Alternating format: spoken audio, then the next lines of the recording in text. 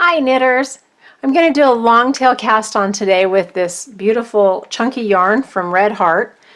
And I'm going to show you first though a sample of what this cast on looks like.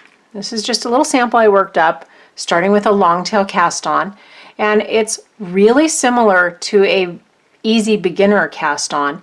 It has kind of a stitched appearance where you have a kind of a short stitch and a little bit longer stitch.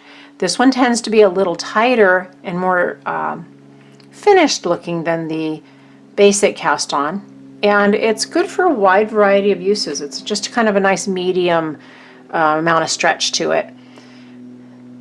The cast on starts with a long tail, and therein lies some of the problems with it.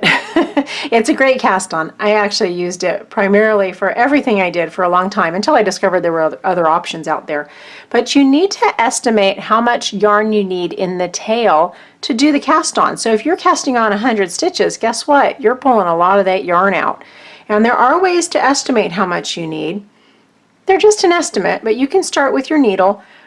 Just have a little tail on your hand and take your needle, and if you were casting on 100 stitches, you could actually wrap this 100 times, and then you would, put your 100 stitches on here, and then maybe give yourself a little bit more slag, and then take that yarn off the needle, and wherever you grabbed it, that's where you'd start with a slip knot. It's not the worst system in the world, but it's tricky. Many times I've pulled out what I thought was enough yarn and got all the way down to the end and came up a few stitches short. So it can be frustrating, but it's a very functional and very useful cast on. So it's not, you don't want to throw this one out. You definitely want to have it in your toolbox. So to start with a long tail cast on, you do need that slip knot that I mentioned. So I'm only putting 10 stitches on the needle. I'm just going to grab a little bit of extra long tail here, and I'm going to make a slip knot. I put my fingers under the yarn, grab it with my thumb, I turn my hand over towards me and see I've just made a loop. I'm going to grab that crossover with my thumb and my index finger, and then the fingers that are inside the loop are just going to come back and grab that working yarn. Pull it forward, and there I have a slip knot. There's several different methods, but that's one that works for me. I stick my needle inside the slip knot in my right hand, and I just tighten up the slip knot.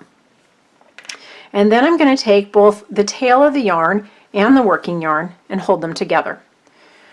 I'm going to grab the yarn with, now first of all, my index finger is controlling this loop here so I don't just pull it right off the needle. So I kind of just have it resting here.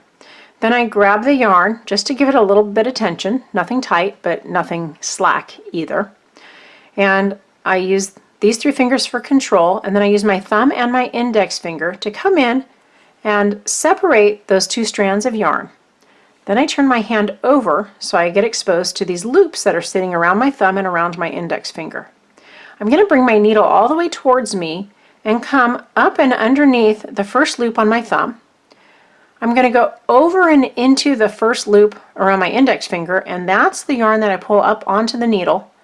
Then I just drop everything, sort of. I can still maintain some control here, and let that loop form on my needle. Then I can come back with my hand in the same configuration where my thumb and my index finger can come and tighten up that stitch a little bit, and I just put a cast on stitch onto my needle, and I just repeat that process.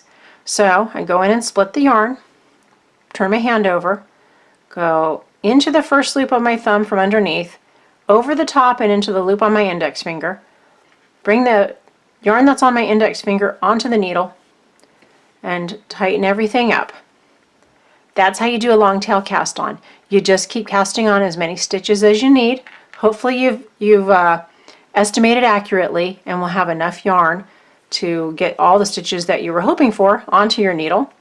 If you didn't, if you got to the end of your yarn and you needed a few more stitches, one thing you can do is look at what you have, figure out that you needed a little more, make a mental note and grab a little bit more out of your tail, and then just pull everything off the needle and start all over at that point.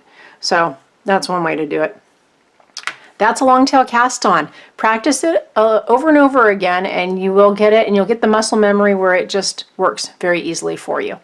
Thanks for watching.